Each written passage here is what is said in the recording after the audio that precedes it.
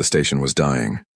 Outside the thick viewports of Colony Station Vesa, 3 enemy ships circled like hungry beasts. Their hulls were black and dented, covered in old battle scars. They belonged to the Krath Raiders, a group of pirates known across the Outer Rim for one simple rule: leave nothing alive. Inside the station, alarms screamed through every hallway. Red lights flashed on and off, painting the walls in a slow, dying pulse. Smoke drifted near the ceiling vents. Somewhere below, a wall had already collapsed, and workers were still trapped under the metal. Commander Yuli Cern stood on the bridge, her 4 thin fingers gripping the edge of the control panel so hard her knuckles had turned pale blue. She belonged to the Vestal, a peaceful species, tall and slender, with soft skin the color of pale sand.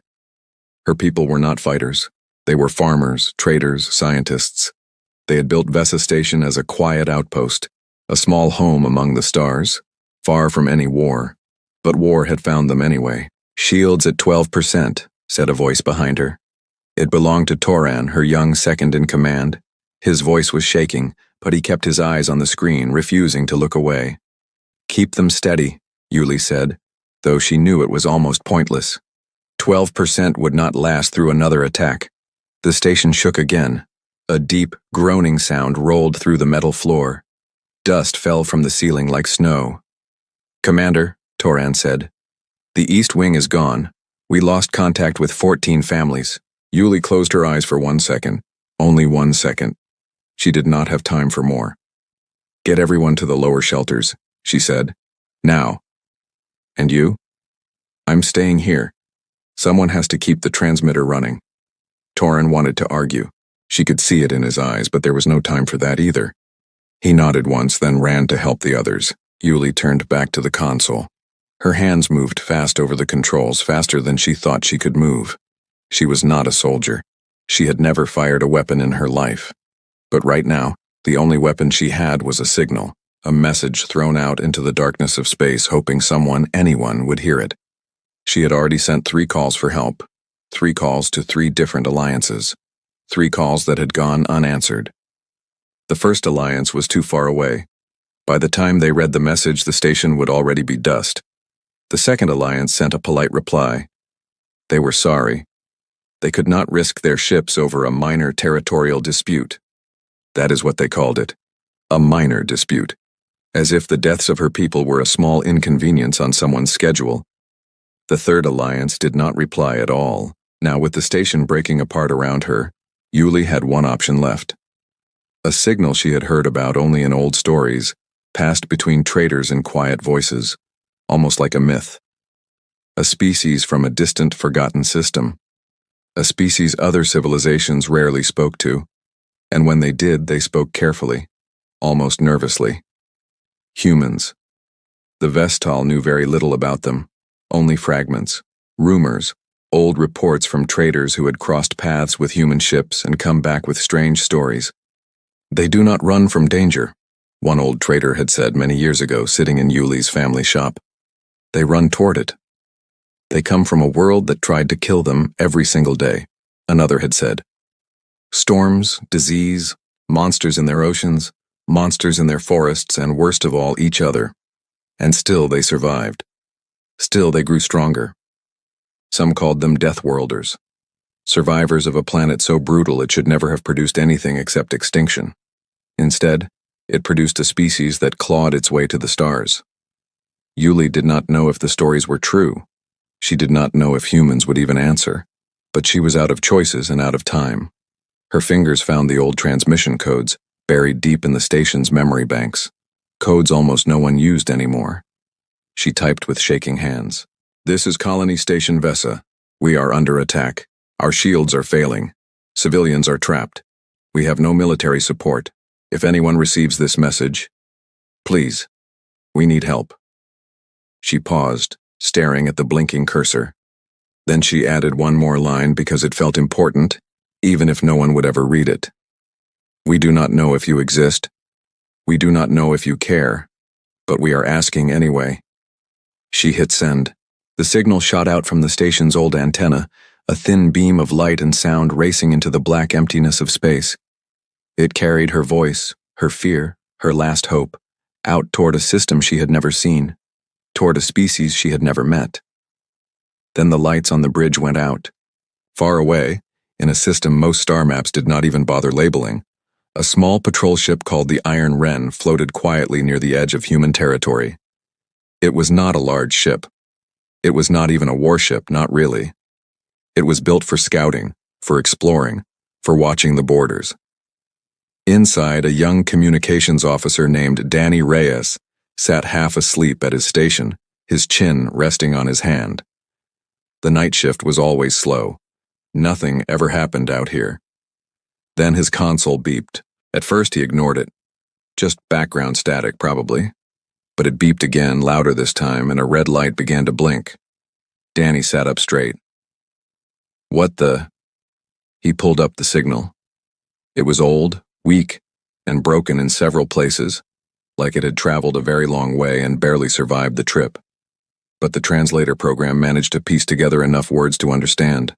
Under attack, civilians trapped, no military support. Please, we need help. Danny's stomach turned cold. He didn't waste a second. He hit the comm switch.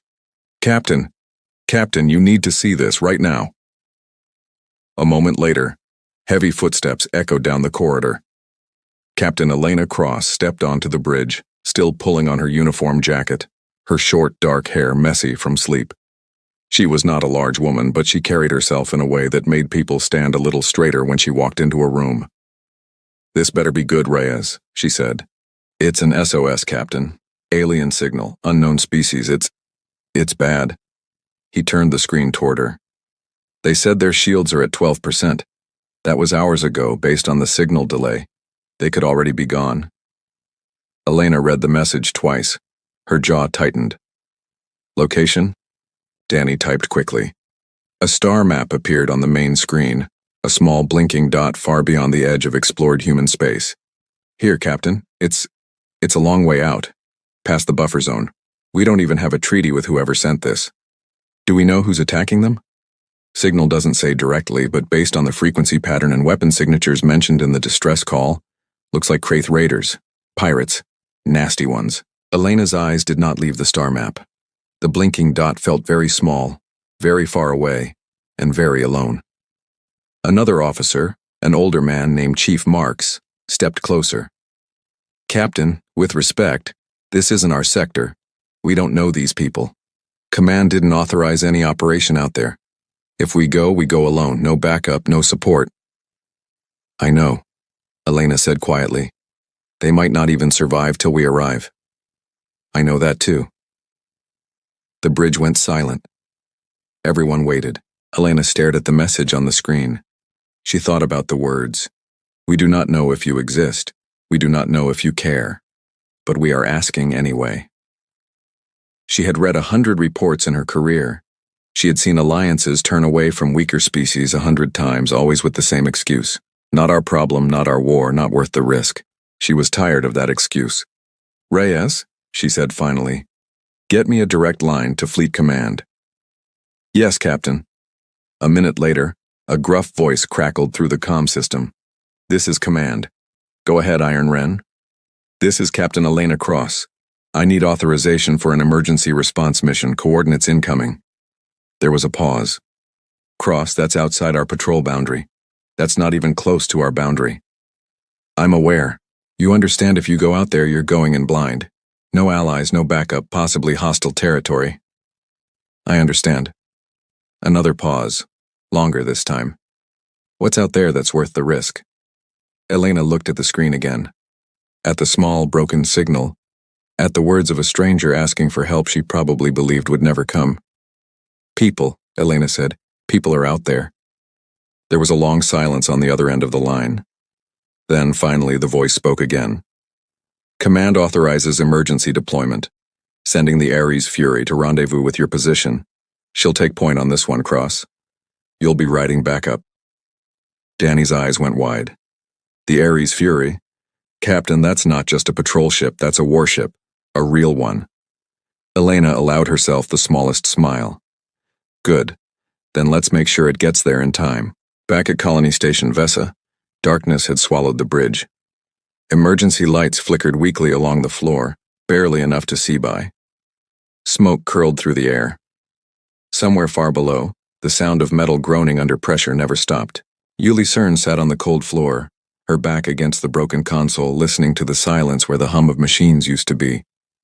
Toran had returned, refusing to leave without her, and now sat beside her, his breathing shallow. "Did it send?" he asked quietly. "The message?" "It's sent," Yuli said. "I don't know if anyone got it."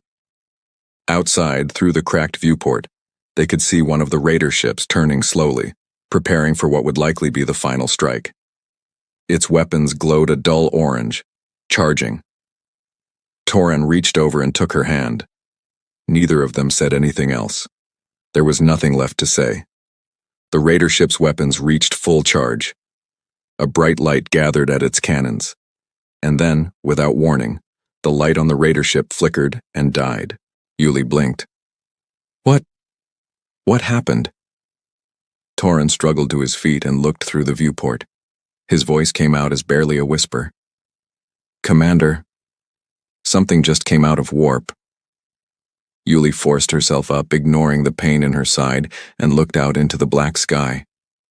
A massive shape had appeared where empty space used to be, its hull dark gray, lined with rows of glowing lights, weapons already extended and aimed. It moved with a terrible, calm confidence, like something that was not afraid of anything in this galaxy. The three raider ships, moments ago so confident, so eager to finish their attack, suddenly turned in confusion, their formations breaking apart. A new voice crackled weakly through the station's dying comm system, calm, steady, and completely unafraid. "This is Captain Elena Cross of the human warship Ares Fury, responding to your distress call. Hang on. Help has arrived." Yuli stared at the viewport, at the massive ship blotting out the stars, at the raider vessels scrambling to escape. For the first time in hours, she allowed herself to breathe. The old stories were true. They had answered. The three Kraith raider ships broke formation the moment the Ares Fury dropped out of warp. For years, the Kraith had ruled this part of space like kings.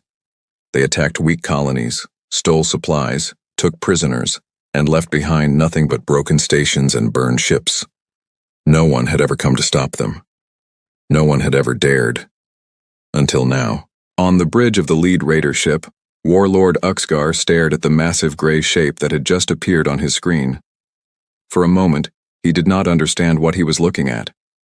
The ship was large, larger than anything he had expected out here, and it moved with a strange, calm precision, like a predator that already knew it had won. "Identify that ship," Uxgar barked at his crew. A nervous voice answered. "Scanning, Yart, sir, it's human." The bridge went quiet. Uxgar had heard of humans before, mostly in old warnings passed between raider crews, stories meant to scare young recruits into obeying orders. Stay away from human space. Stay away from Deathworlders. He had always assumed it was exaggeration, stories told to keep soldiers in line. Now, staring at the ship on his screen, he was not so sure. "It's just one ship," he said, forcing confidence into his voice. "We have three. Hold formation. We finish the station first, then we deal with this human toy." His crew obeyed, though many of them exchanged uncertain glances. On board the Ares Fury, the mood was completely different. Captain Elena Cross stood at the center of the bridge, her eyes locked on the tactical display. Around her, the crew worked with quiet, practiced efficiency. No panic, no confusion, just calm, steady focus, the kind that only comes from years of training and discipline. "Enemy ships holding formation, Captain," said the tactical officer, a broad-shouldered man named Reyes. Not the same young Reyes from the Iron Wren. This Reyes was his older brother, Marcus, a battle-hardened officer who had served on the Ares Fury for 6 years. "Looks like they're trying to finish the station before dealing with us." "Not happening," Elena said. "Shields at full power?" "Yes, Captain." "Weapons?" "Charged and ready." Elena's eyes moved across the screen, studying the raider ship's positions, their weapon signatures, their movement patterns. She had read reports about the Krath before. Cruel, efficient against weak targets, but sloppy against real resistance. They relied on fear, not skill. "Helm, bring us between the station and the lead raider ship," she ordered. "I want our shields blocking their shot." "Yes, Captain." The Ares Fury moved forward, smooth and silent, sliding into position exactly as ordered. On the station, Yuli Cern watched through the cracked viewport as the massive human ship placed itself directly in the path of the raiders' weapons, shielding the station with its own hull. "They're protecting us," she whispered. Toran stood beside her, his eyes wide with disbelief. "They don't even know us." "Doesn't matter," Yuli said quietly. They came anyway. Back on the raider ship, Uxgar's patience was running out. "Fire on the human ship," he ordered. "Full weapons." The lead raider vessel unleashed a wave of plasma cannons, streaks of orange light cutting through the darkness of space, aimed directly at the Ares Fury. On the human ship's bridge, no one flinched. "Impact in 3 seconds," Marcus Reyes said calmly. "Shields holding," Elena replied, watching the numbers on her screen. "Return fire, target their weapons array." The Ares Fury answered with its own cannons, precise and controlled, striking the raider ship's weapon systems with pinpoint accuracy. Sparks exploded across the raider's hull. Alarms blared through their ship. "Direct hit," Marcus reported. "Their forward weapons are offline." On the raider bridge, Uxgar stared in disbelief at his damaged systems. "That was one shot," he muttered. "One single shot took down our entire forward array." His second-in-command, a smaller Krath named Fesk, looked at him with growing fear. Warlord. Maybe the stories were true. "Silence," Uxgar snapped, though his own hands had begun to shake. "Bring the other 2 ships around. Surround them. 3 against 1, they cannot hold forever." The 2 remaining raider ships moved to flank the Ares Fury, one from the left, one from the right, hoping to catch the human ship in a crossfire. But Elena had already seen it coming. "They're trying to flank us," she said. "Helm, rotate the ship. Bring our secondary cannons online. Tactical, target the ship on the left first. Take out their engines." The Ares Fury spun with surprising speed for a ship its size, its secondary weapons array lighting up along its hull. A precise burst of cannon fire struck the left raider ship's engines, crippling its movement instantly. The ship spun helplessly, unable to maneuver. "Left ship disabled," Marcus reported. "Good. Now the right one." The remaining raider ship on the right tried to retreat, realizing too late what was happening. But the Ares Fury was faster, cutting off its escape route with ease, weapons locking onto its hull. "Captain, they're requesting comms," Marcus said, glancing up in surprise. Elena's eyes narrowed. "Put it through." A shaking voice crackled through the speakers, translated instantly by the ship's systems. It was Fesk, the raider's second-in-command, his voice filled with panic. Human ship, we surrender. Please, we surrender." Elena studied the screen for a long moment. Around her, the bridge crew waited in silence. "Cut engines on all raider ships," she ordered finally. "Disable their weapons remotely if you can access their systems. No one dies today unless they force it." "Understood, Captain." Within moments, the 2 damaged raider ships went completely still, their weapons powered down, drifting helplessly in space. But Uxgar was not ready to surrender. On the lead raider ship, the warlord slammed his fist against the console, fury burning through his fear. "Cowards. You would surrender to one ship? One single Deathworlder vessel? Warlord, look at what they just did." Fesk pleaded through the comm, his voice desperate. "They destroyed our engines and weapons in seconds. They haven't even used their full power yet. If we keep fighting, they will kill us all." "Then we take the station down with us," Uxgar snarled. He turned to his weapons officer. "Target the colony station directly, full power. If we cannot have victory, we will have revenge." The weapons officer hesitated. "Warlord, if we fire on the station while the human ship is between us, we risk hitting." "I said fire." The raider ship's remaining weapons began to charge, aiming past the Ares Fury, toward the damaged colony station where Yuli, Toran, and hundreds of frightened civilians waited. On the Ares Fury's bridge, the tactical display flashed a warning. "Captain, they're charging weapons targeting the station directly. Marcus called out. Elena's expression did not change, but her voice sharpened with absolute authority. Full power to forward shields. Move us directly into the line of fire, now. Captain, that will take our shields to maximum stress. I said now. The Ares Fury surged forward, placing itself completely between the raider ship's weapons and the colony station, its shields blazing brightly as they absorbed the full force of the incoming attack. The ship shook violently. Alarms rang across the bridge. Sparks fell from overhead panels. Shields at 60%, Marcus shouted. Hold position, Elena ordered, gripping the edge of her console. Return fire. Full power. End this. The Ares Fury's main cannons fired in response, a single massive blast of concentrated energy that tore through the raider ship's remaining defenses like paper.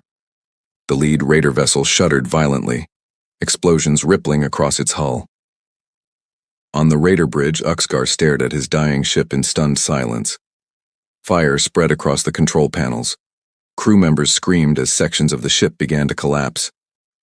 Impossible, he whispered. We had them surrounded. We had the advantage.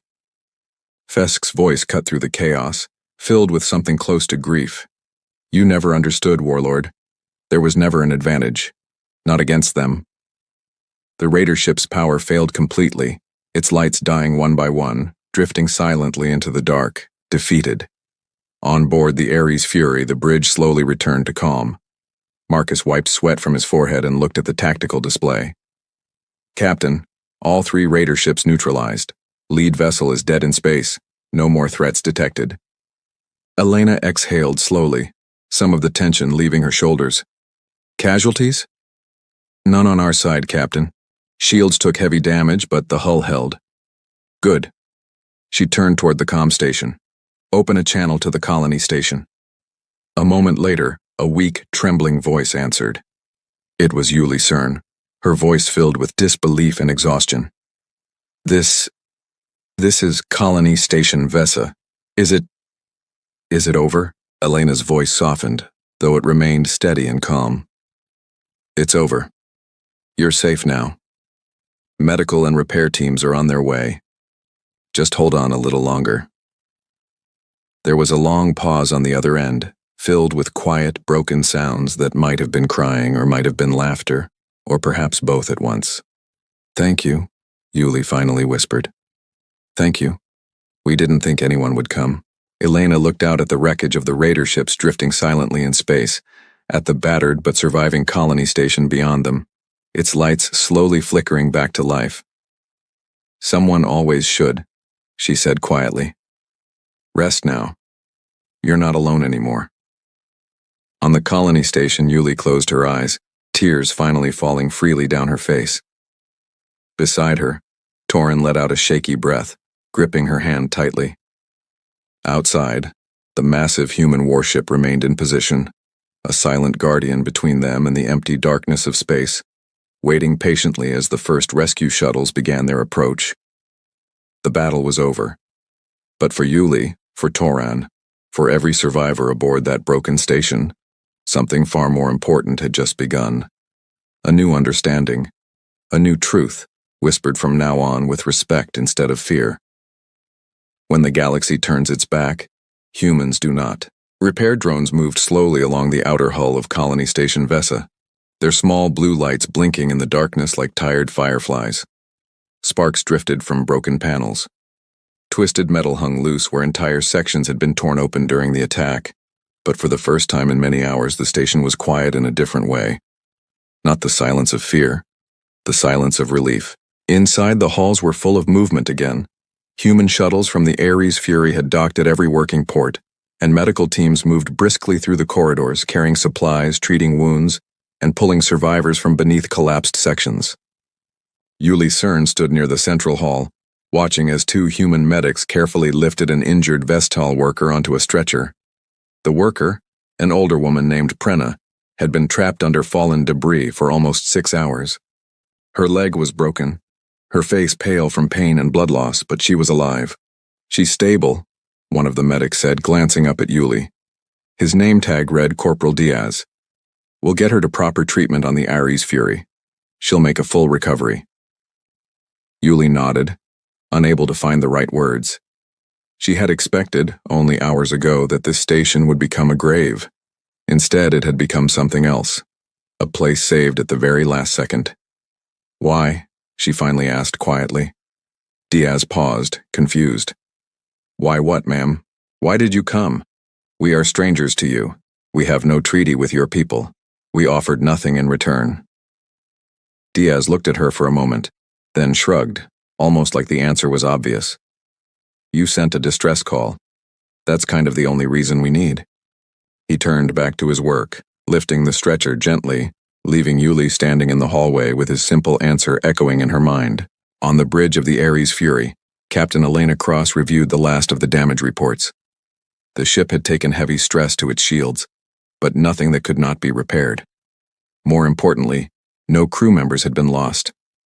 For a battle that could have gone very differently, it was as good an outcome as she could have hoped for. Marcus Reyes approached her console, a datapad in hand. Captain, we've got the 2 surrendered Raider ships secured. Crew members are being processed for transfer to the nearest holding facility. The lead ship didn't survive. Casualties on their side? Most of the crew evacuated in escape pods before the final hit. We picked up 11 pods.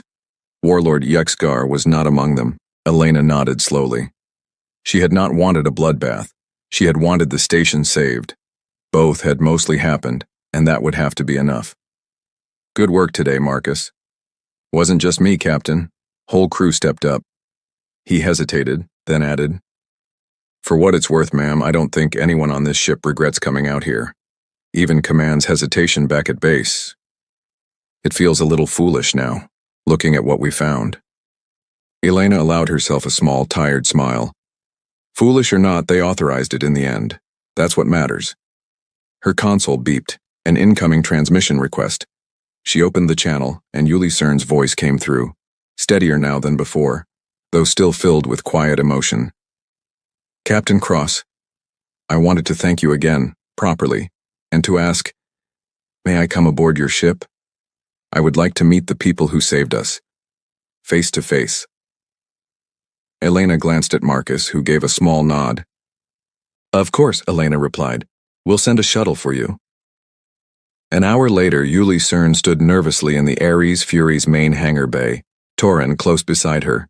Neither of them had ever set foot on a human ship before. The size of it alone was overwhelming, rows of fighters and shuttles lined along the walls. Human crew members moving efficiently in every direction, calm and organized despite the chaos of the last several hours. Captain Elena Cross walked toward them, her uniform still marked with scuffs from the battle, but her posture straight and confident. She extended a hand, a human gesture Yuli recognized from old trade reports. Commander Yuli Cern, I presume? Elena said. Yuli hesitated, then reached out and gently shook the offered hand. Captain Cross, thank you does not feel like enough, but it is what I have. It's enough, Elena said simply. How are your people? Recovering, grateful, confused mostly. Yuli allowed a small, tired laugh. We expected diplomats if anyone came at all. Perhaps a relief ship with supplies. We did not expect a warship. Elena's expression turned thoughtful. When we got your message, we didn't know what we'd find either. Could have been nothing left to save. Could have been an enemy fleet too strong for one ship to handle. We didn't have time to plan for every outcome. We just knew people needed help, and that we were close enough to try. Is that normal? For your people? Elena considered the question carefully. I won't pretend humans are perfect, Commander. We've made plenty of mistakes throughout our history, more than I'd like to admit. But if there's one thing most of us agree on, it's this. When someone calls for help and you're able to answer, you answer. Doesn't matter if you know them. Doesn't matter what they can offer you in return. Torin, who had been quiet until now, finally spoke. The other alliances we contacted, they had reasons not to come. Distance, risk, politics.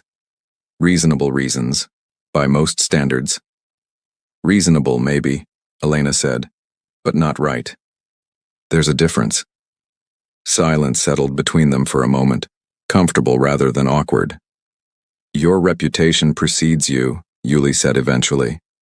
Deathworlders, survivors of a planet that tried endlessly to destroy you. Elena raised an eyebrow, mildly amused. That old nickname made it out this far? Old traders speak of it in quiet voices, some with fear, some with respect. I did not know which to believe until today. For what it's worth, Elena said. Earth wasn't kind to us, that part's true. Difficult weather, difficult diseases, difficult wildlife, and for a long time, we were difficult to each other too. But maybe that's exactly why, when we finally reached the stars, we understood something a lot of comfortable civilizations never had to learn. What is that? That surviving alone means nothing if you let others die when you could have helped. Yuli studied the human captain for a long moment, then nodded slowly as if something important had finally clicked into place. I believe I understand now why the stories describe you the way they do. News of the rescue at Colony Station Vesa did not stay contained for long. Trade routes across the outer rim carried whispers first. Small fragments of information passed between merchant ships. A pirate fleet destroyed. A colony saved. A single human warship standing against 3 raider vessels and winning decisively. By the time the story reached the Trellin Assembly, one of the larger governing alliances in the region, the details had grown, as stories often do when passed from voice to voice. Some said the human ship had destroyed an entire raider armada single-handedly. Others said it had appeared out of nowhere with no warning, no hesitation, simply arriving exactly when needed. Councillor Basari Thorne, an elder of the Trellin Assembly, sat in the Grand Council chamber, reviewing the incoming reports with a deeply thoughtful expression. Around him, other council members murmured among themselves, some skeptical, some intrigued. This cannot be entirely accurate, said one councillor, a broad-shouldered Draylen representative. 1 ship against 3 raider vessels? Unlikely. The station's own logs confirm it, Basari replied calmly, scrolling through the verified reports. Independent sensor data from 2 nearby trade vessels corroborate the timeline. It happened as described. And this was the same alliance that our own council declined to assist only weeks ago, asked another councillor, her voice edged with discomfort. We deemed the risk too high. Basari did not answer immediately. He simply stared at the report in front of him, at the image captured by a passing trade vessel's sensors, the massive human warship standing guard over the battered colony station, small rescue shuttles moving steadily between them. It seems, Basari said finally, that the humans did not share our concerns about risk. The chamber fell into an uneasy silence. What does this mean for us? The Draylen representative asked. For our policies going forward? It means, Basari said slowly, that we may need to reconsider exactly what kind of neighbors we have gained out here at the edges of known space. For a long time, we assumed humans were simply another struggling species, still finding their place among older, more established civilizations. He looked up at the gathered council, his expression serious. I suspect we assumed wrong. Word of the rescue also reached less friendly ears. In a dimly lit command room aboard a heavily armored vessel, far beyond Trellin territory, a tall figure studied the same reports with a very different reaction. This was General Threx, commander of a growing military faction known as the Corveth Dominion, a power that had spent years quietly expanding its influence across the outer systems, absorbing weaker colonies one by one, always careful to avoid direct conflict with anyone strong enough to resist. Threx read the report twice, his expression unreadable. 1 ship, he said finally, almost to himself. 1 single vessel, and they destroyed an entire raider fleet without hesitation. His aide, a nervous young officer, shifted uncomfortably. General, the Krath raiders were never a well-organized force. Perhaps this was simply... Do not minimize what happened, Threx interrupted sharply. I have studied human history reports for years, gathering whatever fragments our scouts could obtain. Their planet was chaos, disease, disaster, layered upon disaster for thousands of years. And still they built starships, still they reached beyond their solar system. He set the report down slowly, his eyes narrowing in thought. We have expanded carefully into this region precisely because the local powers were too cautious, too slow to respond, too concerned with treaties and committees to act decisively. That is why our conquest of these outer systems has gone unopposed. And the humans, General? The humans, Threx said quietly, clearly do not share that same hesitation.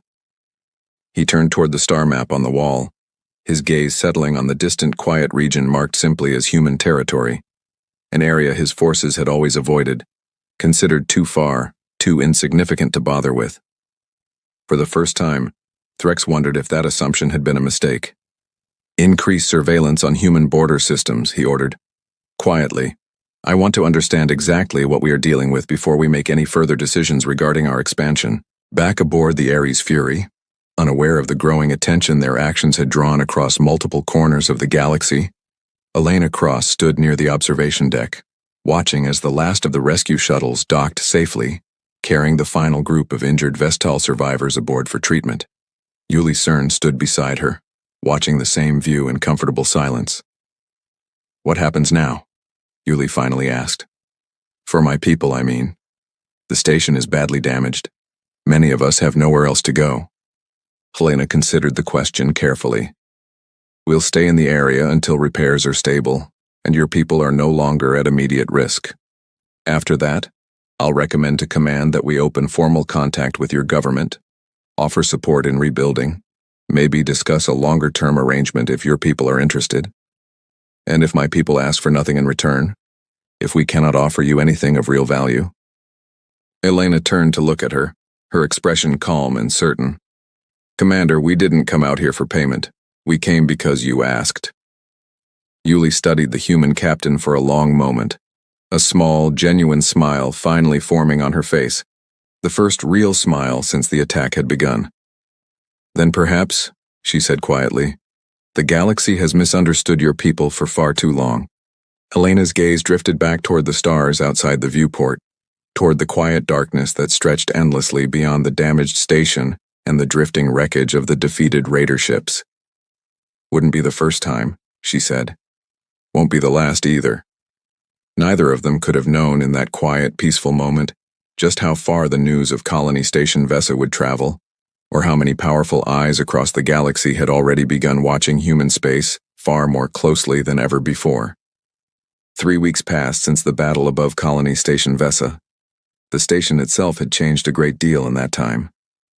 Where broken metal once hung loose from shattered walls, new panels now gleamed under fresh lighting. Human engineers had worked alongside Vestal repair crews around the clock, rebuilding damaged sections, restoring power grids, and reinforcing the outer hull with stronger materials than the station had ever used before. Commander Yuli Cern stood near the central observation window, watching as a small fleet of supply ships approached the station, escorted by 2 more human vessels that had arrived only days earlier. The Ares Fury remained close by, its presence now a familiar, comforting sight rather than an unknown mystery. Torin walked up beside her, holding a data pad filled with updated repair schedules. The East Wing will be fully operational by tomorrow, he said. Farming Bay 3 is already back online. We'll have food production back to normal levels within the week. And the families who lost their homes? Temporary housing has been set up in the lower decks thanks to the human relief teams.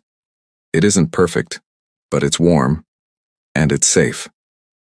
Yuli nodded, watching the supply ships dock one by one. It's strange, she said quietly. 3 weeks ago, I thought this station would become a grave. Now it feels more alive than it has in years. The whole sector has noticed, Torin said. Other colonies have started reaching out asking questions. Some are even requesting contact information for the humans directly. Yuli allowed herself a small smile. Word travels fast, it seems. Faster than any of us expected. Word had indeed traveled fast, though not always in ways the people of Vesa Station could see. Aboard his heavily armored command vessel, General Threx of the Corveth Dominion studied the latest surveillance reports gathered from the border regions near human territory. For 3 weeks, his scouts had monitored human activity carefully, staying hidden, gathering whatever information they could. What they found had done little to ease his concerns. General, his aide reported, standing stiffly at attention. Scout reports confirm increased human naval movement along the border systems. 2 additional warships have been deployed to reinforce the Ares Fury's position near Colony Station Vesa. Threx studied the star map before him, his expression grim. And their capital systems? Their core territory? Largely unchanged, General. Their response appears proportional, not an overreaction, simply appropriate reinforcement. Threx's eyes narrowed. That single detail concerned him more than an aggressive escalation would have. An emotional, disorganized response would have suggested weakness, fear, uncertainty. A calm, measured, appropriate response suggested something far more dangerous: discipline. General, his aide continued carefully, there is something else. Our scouts intercepted communication logs between the human warship and several neighboring alliances, including the Trellin Assembly. It appears the Assembly has opened formal diplomatic channels with human command. Threx's jaw tightened. For years, the Corveth Dominion had expanded quietly through this region precisely because the local powers remained divided, cautious, and unwilling to unite against a common threat. If the Trellin Assembly and the humans formed a genuine alliance, his plans for further expansion would become significantly more difficult. Continue monitoring, Threx ordered. Quietly. I want to know everything about this species before we make any further decisions. His aide hesitated. General, forgive me, but should we not consider withdrawing our forces from the contested border systems? If humans are willing to respond this decisively for a colony with no formal alliance, no treaty, nothing to gain, we will not show weakness by retreating without cause, Threx snapped. Then, after a pause, his tone softened slightly, more thoughtful than before. But you raise a fair point.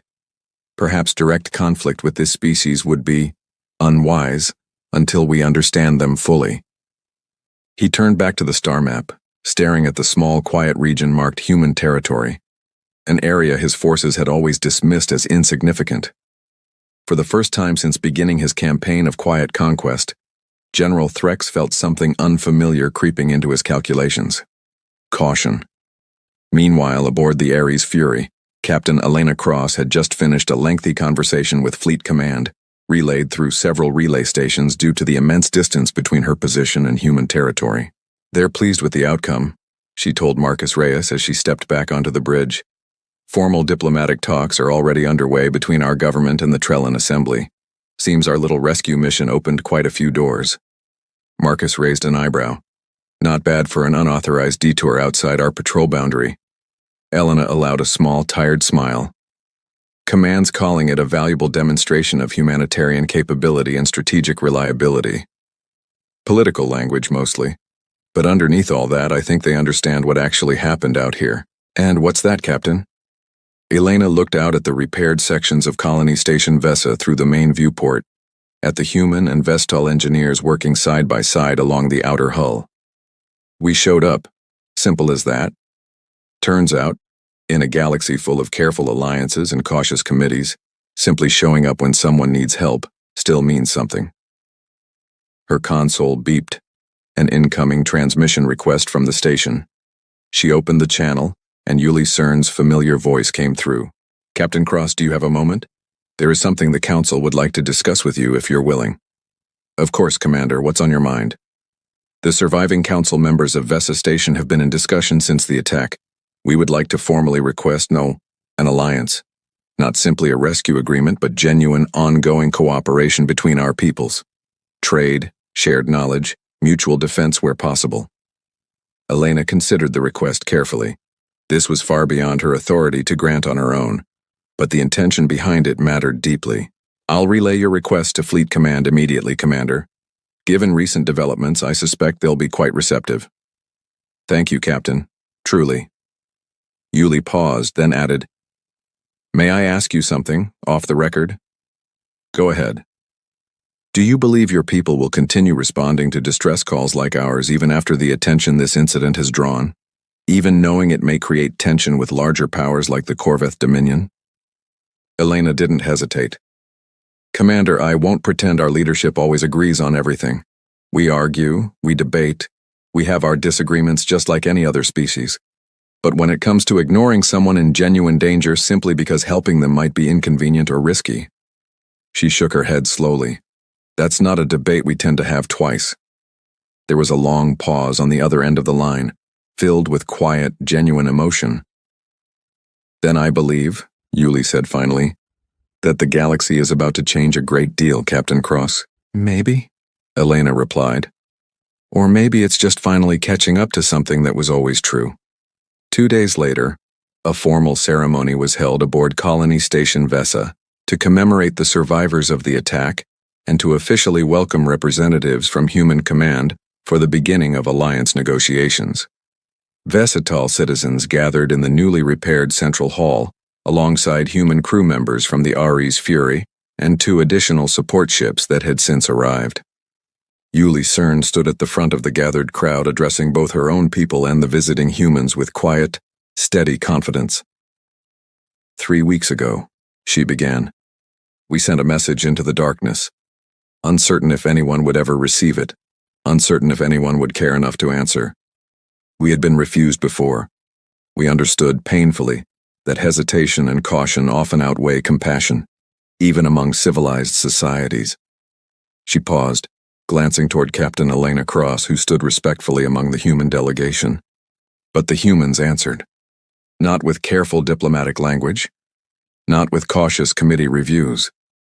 They answered with a warship, arriving exactly when we needed them most, asking for nothing in return except the simple hope that we were still alive to be saved. Murmurs of agreement rippled through the gathered crowd. We have heard many stories about humans over the years, Yuli continued. Some called them dangerous. Some called them Deathworlders, survivors of a planet that tried endlessly to destroy them. I do not know all the details of your history, Captain Cross, nor do I claim to fully understand your people after only a few weeks of contact. She turned to face Elena directly. But I understand this much. When the galaxy turned away from us, your people did not. And for that, our station, our people, and our future will always remain grateful. The crowd erupted into applause, both Vestal and human voices mixing together in genuine celebration. Elena stepped forward, addressing the gathered crowd with quiet sincerity. On behalf of my crew and of humanity as a whole, I want to say something simple. We didn't come out here looking for gratitude or alliances or political advantage. We came because someone asked for help, and we were close enough to answer. She paused, glancing briefly toward Marcus Reyes and the rest of her crew standing proudly nearby. That's really all it ever takes. Someone asking, someone answering. Everything else, the alliances, the treaties, the diplomatic relationships, that's just what naturally grows afterward, when trust is built the right way, one honest action at a time. Later that evening, as the ceremony concluded and the gathered crowd slowly dispersed, Elena stood alone on the station's newly repaired observation deck, staring out at the quiet stars beyond the viewport. Yuli joined her after a while, standing quietly beside her in comfortable silence. Counselor Basari Thorn of the Trellin Assembly has requested a formal meeting with your fleet command, Yuli said eventually. It seems our little rescue mission has caught the attention of quite a few significant powers across the sector. So I've heard, Elena replied. Including some less friendly ones, apparently. Yuli glanced at her curiously. You've heard about the Corveth Dominion's interest as well. Fleet intelligence picked up increased surveillance activity near our border systems shortly after the battle. Nothing aggressive yet, just watching. Does that concern you? Elena considered the question thoughtfully before answering. A little, but not enough to change how we handle situations like yours.